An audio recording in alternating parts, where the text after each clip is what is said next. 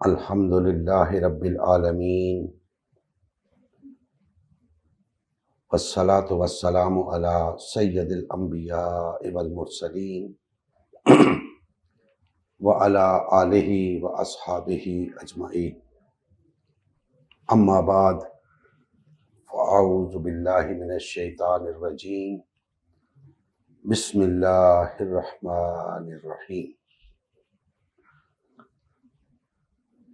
وَتَعَاوَنُوا عَلَى الْبِرِّ وَالتَّقْوَى وَلَا تَعَاوَنُوا عَلَى الْإِثْمِ وَالْعُدْوَانِ وَاتَّقُوا اللَّهَ إِنَّ اللَّهَ شَدِيدُ الْعِقَابِ۔ صدق اللہ مولانا العظیم۔ محترم مسلمان بھائیوں، اللہ تعالیٰ کا لاکھ لاکھ احسان ہے جس کی توفیق و عنایت سے ہم اپنی استطاعت کے مطابق غلبہ دین حق کی بحالی کی جد و جہد میں مصروف ہیں۔ اللہ جل مجدہ ہمیں اسی جد و جہد میں یا کامیابی عطا فرمائے یا موت عطا فرمائے۔ میں نے آپ کے سامنے سورہ المائدہ کی آیت نمبر 2 کا آخری حصہ تلاوت کرنے کا شرف حاصل کیا ہے۔ اللہ جل مجدہ نے ارشاد فرمایا، وَتَعَاوَنُوا عَلَى الْبِرِّ وَالتَّقْوَى، بر اور تقوی کے کاموں میں ایک دوسرے سے تعاون کرو، ایک دوسرے کی مدد کرو۔ وَلَا تَعَاوَنُوا عَلَى الْإِثْمِ وَالْعُدْوَانِ، اسم اور عدوان کے معاملے میں ایک دوسرے کی مدد نہ کرو۔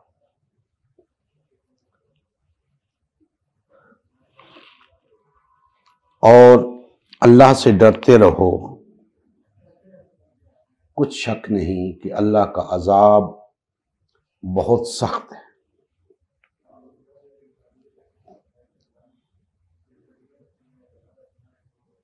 دوستان محترم، قرآن مجید ہماری رہنمائی کے لیے، ہماری ہدایت کے لیے نازل ہوا۔ جب تک ہم یعنی مسلمان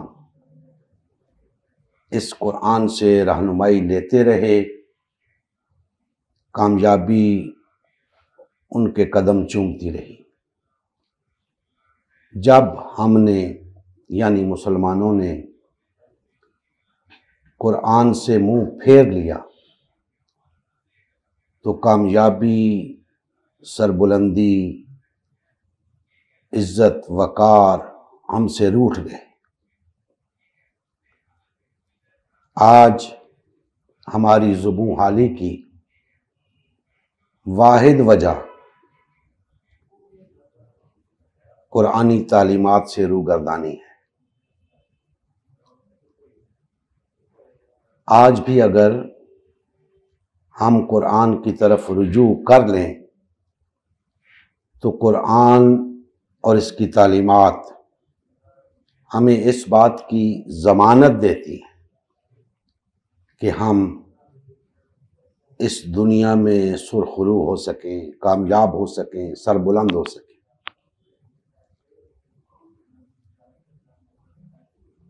آج جو آیت مقدسہ ہمارے درس کا عنوان ہے، اس میں باہمی تعاون کی بات ہو رہی ہے، اور بر اور تقوی کے معاملات میں تعاون کرنے کا حکم ہے اور اسم اور عدوان کے معاملے میں تعاون نہ کرنے کا حکم ہے۔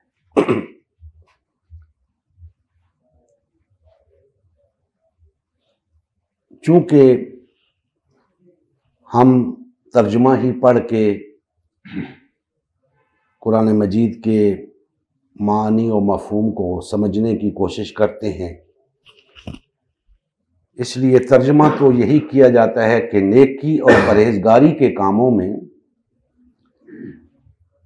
ایک دوسرے سے تعاون کرو اور برائی اور گناہ کے کاموں میں تعاون نہ کرو۔ اصل بات یہ ہے کہ کیا محض اتنا کہہ دینے سے اس آیت کا مفہوم ادا ہو جاتا ہے؟ میں سمجھتا ہوں کہ نہیں، جب تک کہ اس کا مفہوم کھول کر بیان نہ کیا جائے۔ اب ترجمہ تو کر دیا گیا کہ نیکی اور پرہیزگاری کے کاموں میں تعاون کرو۔ سوال یہ ہے کہ نیکی اور پرہیزگاری کے کام کیا ہیں؟ اس میں کوئی شک نہیں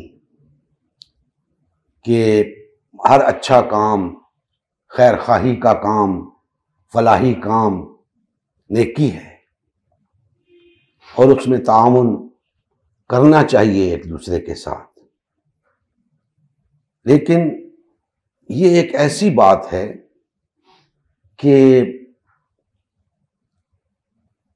غیر مسلم بھی اس میں برابر کے شریک ہیں۔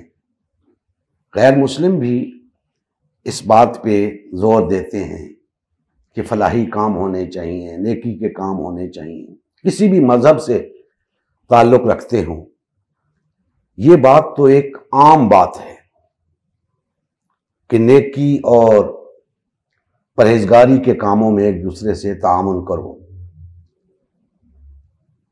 اصل میں جو اصطلاحات استعمال ہوئی ہیں بر اور تقویٰ کی، اس کو تھوڑی توجہ کے ساتھ پڑھنے اور سمجھنے کی ضرورت ہے کہ بر بے شک نیکی کا معنی بھی رکھتا ہے اپنے اندر اور وہ معنی درست ہے، لیکن ہم اپنے دین کو مد نظر رکھتے ہوئے، دین کی تعلیمات کو پیش نظر رکھتے ہوئے جب اس پہ غور کریں گے تو ہمیں اس کا مفہوم کچھ اور طرح سے لینا ہوگا۔ جیسا کہ میں عرض کرتا ہوں کہ بے شک بر نیکی کے کاموں کو کہتے ہیں، لیکن نیکی کے کام کیا ہیں؟ اسے اگر ہم دینی حوالے سے بیان کریں تو بر سنت رسول کو کہیں گے، نبی کریم صلی اللہ علیہ وآلہ وسلم کی سنت مبارکہ کو بر کہیں گے، کیونکہ دین کی تعلیمات میں جو نیکی کے کام ہیں وہ نبی کریم صلی اللہ علیہ وآلہ وسلم نے کر کے دکھائے، اور جب ہم سنت مبارکہ کو سامنے رکھیں گے تو ہمیں نیکی کا صحیح تصور معلوم ہوگا، نیکی کا صحیح مفہوم ہمارے سامنے آئے گا۔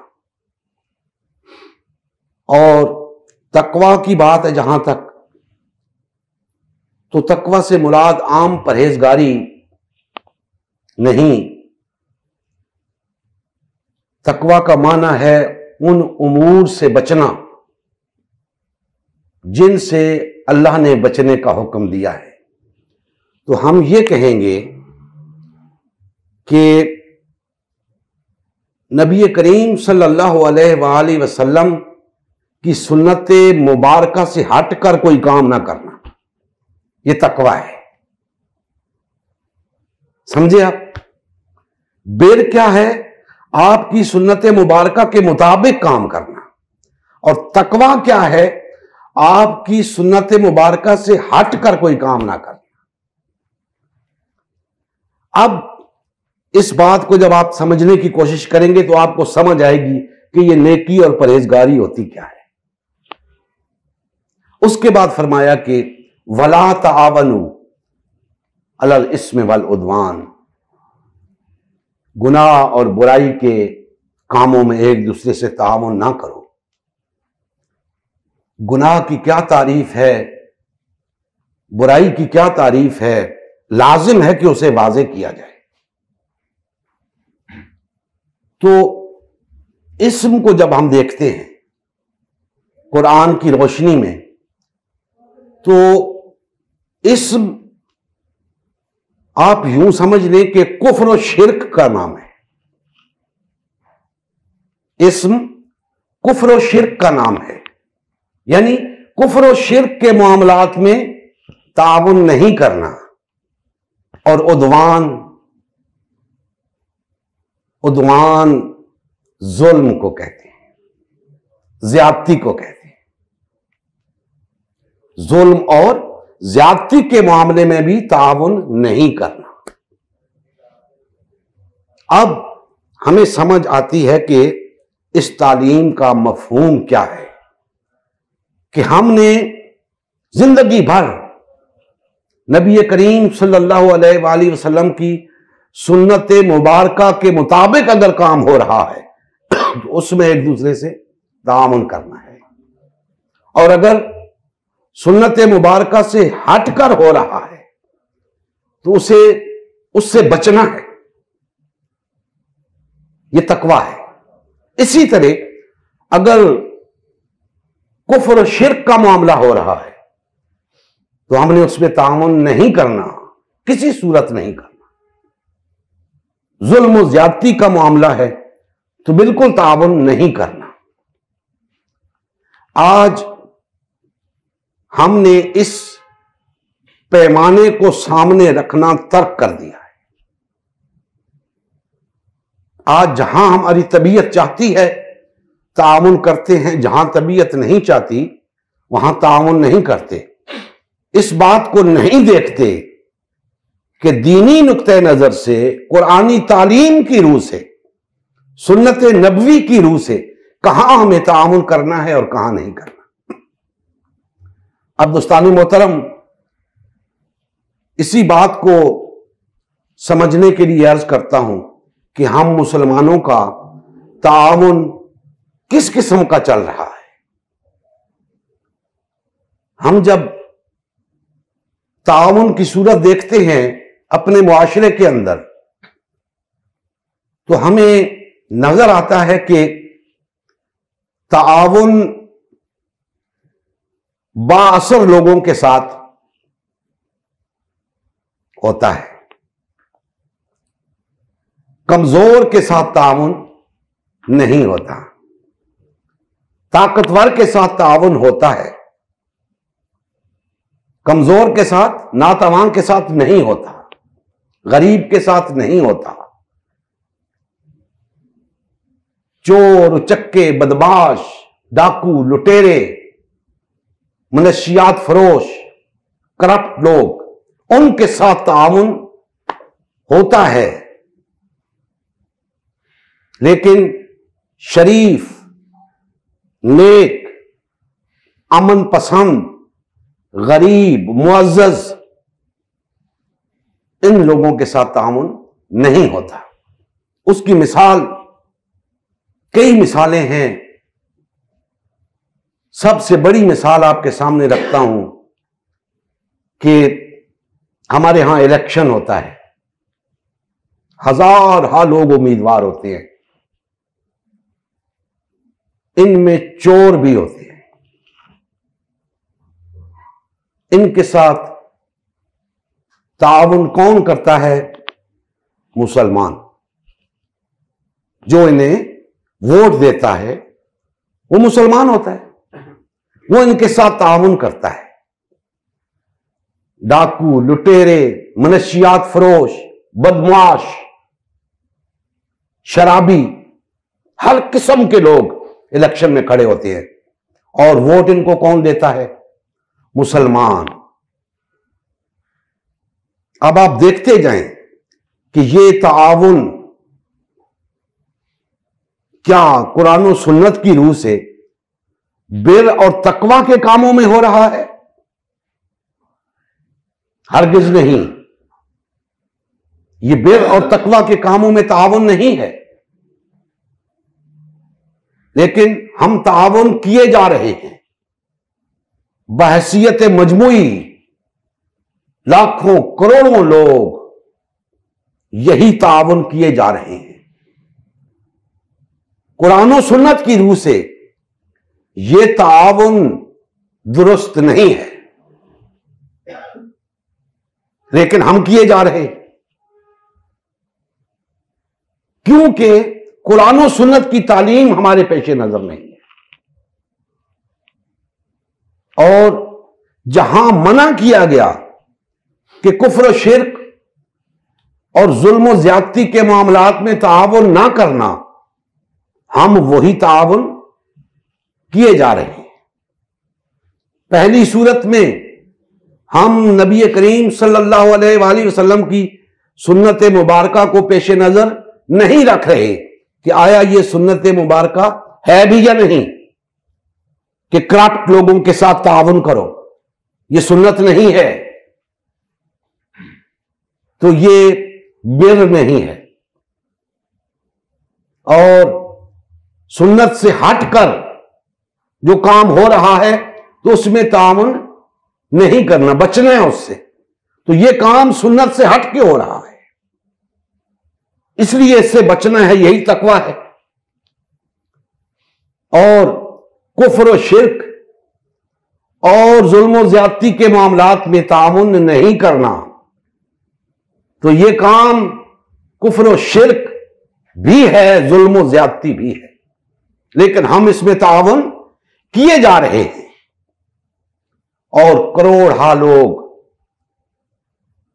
اسی میں لگے ہوئے ہیں۔ اب دوستان محترم، ایسی صورتحال میں ہم اندازہ لگا سکتے ہیں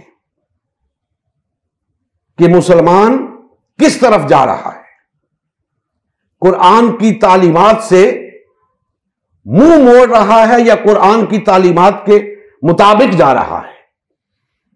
صاف نظر آ رہا ہے کہ مسلمان قرآنی تعلیمات سے منحرف ہو رہا ہے، روگردانی کر رہا ہے۔ جب ہم انفرادی طور پہ قرآن و سنت سے روگردانی کرتے ہیں تو اس کا نتیجہ اور ہوتا ہے، جب ہم اجتماعی طور پہ قرآن و سنت سے روگردانی کرتے ہیں تو اس کا نتیجہ اور ہوتا ہے۔ اب اجتماعی روگردانی جو ہم کر رہے ہیں، اس کا نتیجہ یہ ہوتا ہے کہ ایک ایسا نظام ہمارے اوپر مسلط ہو جاتا ہے جو قرآن و سنت سے متصادم ہوتا ہے۔ یعنی اس کام کے نتیجے میں وہ نظام ہمارے اوپر مسلط ہو جاتا ہے جو ظلم و زیادتی پر مبنی ہوتا ہے، کفر و شرک پر مبنی ہوتا ہے، اور قرآن و سنت کے مطابق نہیں ہوتا۔ تو اب ہمیں دیکھنا یہ ہے کہ اگر ہم اپنے دلوں کے اندر یہ خواہش رکھتے ہیں، یہ آرزو رکھتے ہیں کہ قرآن و سنت کا نظام نافذ ہو، اللہ کا دین غالب آئے، اللہ کی حاکمیت قائم ہو، تو ہمیں قرآن و سنت کی تعلیمات کے مطابق جانا ہوگا۔ ہمیں بر اور تقوی کے کاموں میں تعاون کرنا ہوگا، اسم اور عدوان کے معاملات میں تعاون نہیں کرنا ہوگا۔ یہ جو تعاون ہمارا چل رہا ہے یہ قرآن و سنت کے خلاف ہے، اور لا محالہ اس تعاون کا نتیجہ بھی جو نکلے گا قرآن و سنت کے خلاف ہوگا۔ تو آج جو نظام ہم پہ مسلط ہے وہ قرآن و سنت کے خلاف ہے۔ کیوں؟ اس لیے کہ ہم نے اس نظام کو لانے کے لیے جو جد و جہد کی تھی وہی قرآن و سنت کے خلاف تھی۔ اب دوستان محترم، اگر ہم چاہتے ہیں کہ وہ نظام آئے جو قرآن و سنت کی تعلیم پر مبنی ہو تو ہمیں قرآن و سنت کے مطابق اس کے لیے جد و جہد کرنی ہوگی، اور اس کا طریقہ یہ ہے کہ بر اور تقوی کے کاموں میں ایک دوسرے سے تعاون کریں۔ اور بر کیا ہے؟ اللہ کے رسول کی سنت، اس میں ایک دوسرے سے تعاون کریں۔ اور تقوی کیا ہے؟ کہ اس سنت کے خلاف اگر کچھ ہو رہا ہے تو اس سے بچیں۔ اور اسی طرح اس عدوان، کفر و ظلم پر مبنی کوئی بات ہو رہی ہے، ظلم اور زیادتی پر مبنی کوئی بات ہو رہی ہے، تو اس میں کسی قسم کا تعاون نہ کریں۔ اگر آج ہم سیدھے راستے پہ آ جائیں اور جہاں تعاون درکار ہے وہاں تعاون کریں، اور جہاں تعاون نہیں کرنا چاہیے وہاں تعاون نہ کریں، ہو نہیں سکتا کہ ہم پر جو نظام مسلط ہے اسے مٹا کر ہم اللہ کا نظام نہ لے آئیں، کیونکہ ہم نے جد و جہد اللہ کے نظام کے لیے کی ہوگی، لا محالہ نتیجتاً اللہ کا نظام ہی قائم ہوگا۔ تو گویا نظام کے ہونے کا مدار مسلمانوں کی جد و جہد پر ہے۔ اگر مسلمان قرآن و سنت کے مطابق جد و جہد کریں گے تو قرآن و سنت کا نظام آئے گا، اگر قرآن و سنت کے خلاف جد و جہد کریں گے تو قرآن و سنت کے خلاف نظام آئے گا۔ لہذا اس نظام کے تحت جو جد و جہد ہو رہی ہے وہ قرآن و سنت کے خلاف ہے، ہمیں اس جد و جہد کا حصہ نہیں بننا، ہمیں اس میں ایک دوسرے سے تعاون نہیں کرنا۔ یہاں پہ میں ایک بات عرض کرنا چاہتا ہوں۔ کہا جاتا ہے کہ جی بہت اچھے اچھے لوگ الیکشن لڑ رہے ہوتے ہیں، انہیں اگر ووٹ دیے جائیں تو نظام بدلے گا، وہ پارلیمنٹ میں پہنچیں گے، اصلاحات کریں گے، نظام بدلے گا۔ نہیں دوستان محترم، یہ ایک جھانسا ہے۔ اچھے اچھے لوگ، علماء الیکشن میں حصہ لے رہے ہوتے ہیں، بڑے باکردار لوگ الیکشن میں حصہ لے رہے ہوتے ہیں، اور ایسے لوگ بھی موجود ہیں جن کا دعویٰ ہے کہ آج تک ہمارے نمائندوں نے کوئی کرپشن نہیں کی، اس لیے ہمیں ووٹ دیں۔ دوستان محترم، میں یہ بات واضح کر دینا چاہتا ہوں کہ جس نظام کے قیام کے لیے جد و جہد ہو رہی ہے، جب یہ جد و جہد ہے ہی قرآن و سنت کے خلاف، تو اب اس میں کسی سے تعاون کرنے یا نہ کرنے کا سوال ہی پیدا نہیں ہوتا۔ قرآن و سنت کی تعلیم کو دیکھنا ہے۔ کیا قرآن و سنت اس بات کی اجازت دیتے ہیں کہ ایک باطل نظام کے زیر سایہ اسی باطل نظام کے قیام کے لیے آپ جد و جہد کریں؟ ہرگز نہیں۔ قرآن و سنت اس کی اجازت نہیں دیتے۔ اب کوئی کتنا ہی با کردار کیوں نہ ہو، اس کو ووٹ دینا، اور کوئی کتنا ہی بد کردار کیوں نہ ہو اس کو ووٹ دینا برابر ہے۔ جب دونوں ایک ہی نظام کے قیام کے لیے جا رہے ہیں تو ووٹ دینا برابر ہے۔ دونوں صورتوں میں آپ اسم اور عدوان کے ساتھ تعاون کر رہے ہیں۔ کسی بھی صورت میں آپ بر اور تقوی میں تعاون نہیں کر رہے۔ یہ بر اور تقوی کا تعاون نہیں ہے، کہ 50 لوگ آپ کے سامنے کھڑے ہیں، آپ کی نظر میں با کردار وہ ہے، اس کی نظر میں وہ ہے، اس کی نظر میں وہ ہے، اس کی نظر میں وہ ہے، اپنی اپنی مرضی سے کردار کا فیصلہ کرتے جائیں اور ووٹ ڈالتے جائیں۔ انہی میں چور ڈاکو بھی ہوتے ہیں، منشیات فروش بھی ہوتے ہیں، بدماش بھی ہوتے ہیں، ہر طرح سے کرپٹ لوگ بھی ہوتے ہیں۔ تو یہ کیا پیمانہ ہوا؟ اگر انہی چوروں ڈاکوؤں کے ساتھ مل کے کسی نظام کو بدلنے کی کوشش کرنی ہے تو پھر ایسے نظام سے ہم بے بہرا ہی بھلے، ایسا ہو نہیں سکتا۔ اس نظام میں جو جائے گا اسی رنگ میں رنگا جائے گا۔ تو اب بات یہاں پہنچی کہ اس نظام کے لیے جو جد و جہد ہو رہی ہے وہ جد و جہد ہی قرآن و سنت کے خلاف ہے۔ تو اس کے نتیجے میں جو نظام قائم ہوگا وہ بھی قرآن و سنت کے خلاف ہوگا۔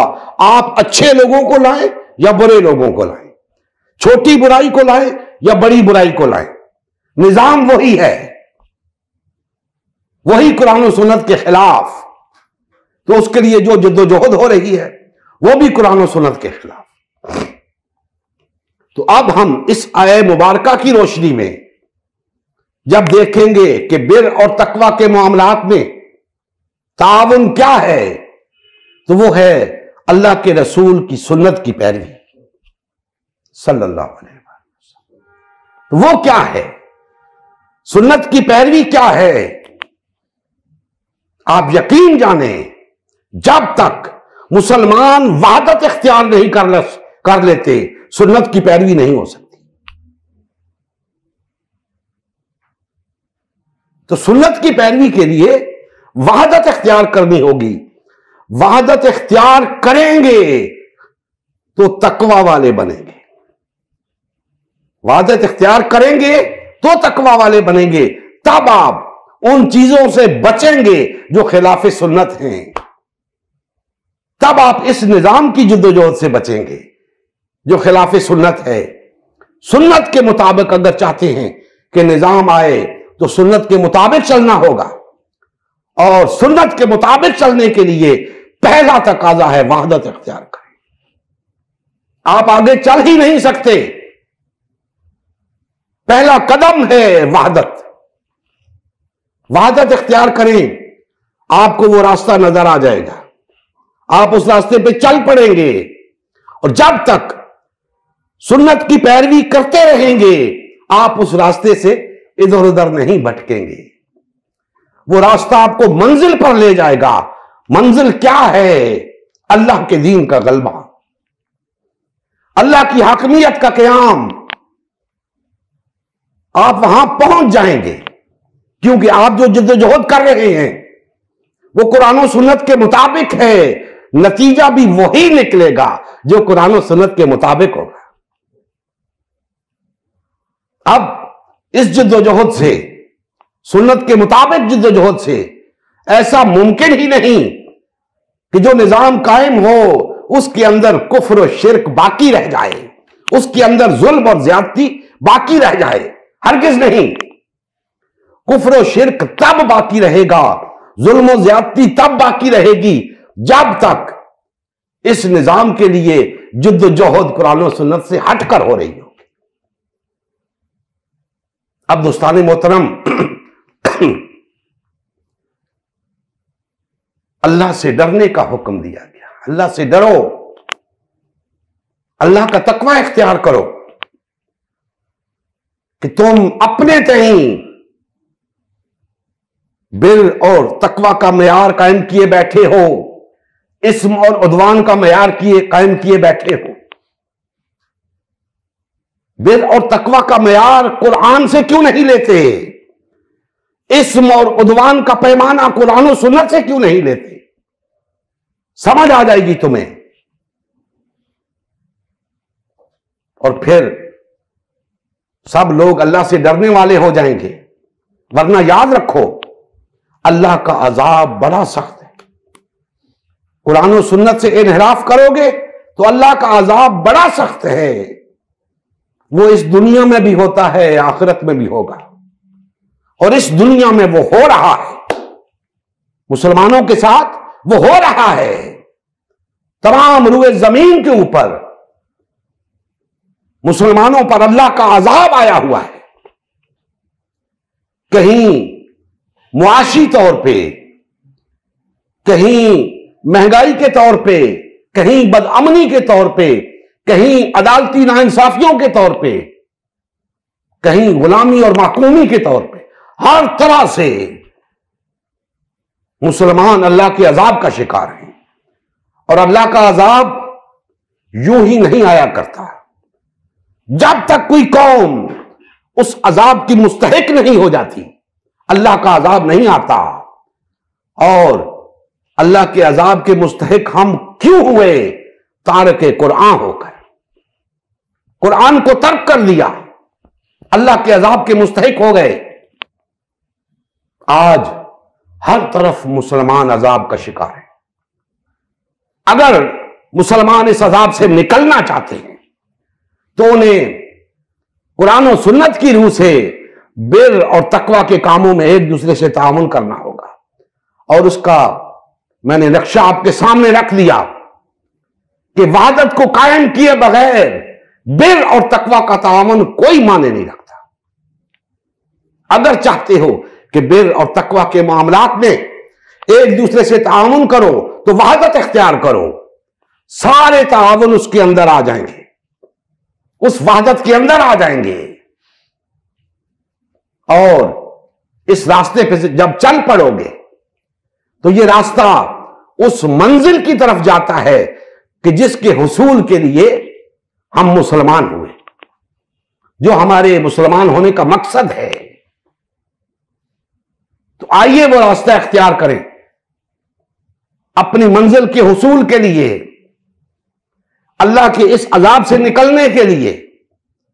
آئیے وحدت اختیار کریں، ایک جماعت بن جائیں، اللہ کی جماعت، اللہ کے رسول کی جماعت، امت مسلمہ بن جائیں، امت مسلمہ کو بحال، فعال اور منظم کریں، روئے زمین کے تمام مسلمان اکٹھے ہو جائیں، اس مورودوان سے تعاون چھوڑ دیں، بر اور تقوی کے معاملے میں تعاون کریں، سنت مبارکہ کے مطابق اگر کوئی عمل ہے تو اس میں تعاون کریں، سنت مبارکہ کے خلاف ہے تو اس سے بچیں، کفر اور شرک کا معاملہ ہے تو اس میں تعاون چھوڑ دیں، ظلم اور زیادتی کا معاملہ ہے تو تعاون ترک کر دیں، وحدت قائم ہو جائے گی آپ کے اندر، ایک ہو جاؤ گے آپ، اللہ کی مدد و نصرت آئے گی، اللہ آپ کو غالب کرے گا، سرخرو کرے گا، اس دنیا کے اندر بھی آخرت کے اندر بھی۔ لیکن افسوس، صد افسوس کہ ہم نے اللہ کی بات پہ کان دھرنا چھوڑ دیا ہے، مسلمانوں نے اللہ کی بات سننی چھوڑ دی ہے، اب اسے صرف اپنے نفس کی سنائی دیتی ہے یا کسی شخص کی سنائی دیتی ہے، اللہ کی بات نہیں سنتا، اپنے نفس کی سنتا ہے، کسی شخص کی سنتا ہے، یا نفس کو الہ بنا رکھا ہے یا کسی شخص کو الہ بنا رکھا ہے، اپنے حقیقی الہ کو چھوڑ رکھا ہے۔ تو ہمیں لوٹنا ہوگا قرآن و سنت کی طرف، ہر لحاظ سے لوٹنا ہوگا، اور اس کا طریقہ انفرادی طور پر کچھ نہیں ہے، ہمیں اجتماعی طور پہ ایک ہونا ہوگا، وحدت اختیار کرنی ہوگی، تب جا کر ہم کسی شخص کی بندگی سے نکلیں گے، نفس کی بندگی سے نکلیں گے اور صرف اللہ کی بندگی میں داخل ہوں گے۔ اللہ جل مجدہ ہمارے حال پہ رحم فرمائے اور ہمیں کما حقہ صراط مستقیم پر چلنے کی توفیق عطا فرمائے۔ وما علینا الا البلاغ المبین۔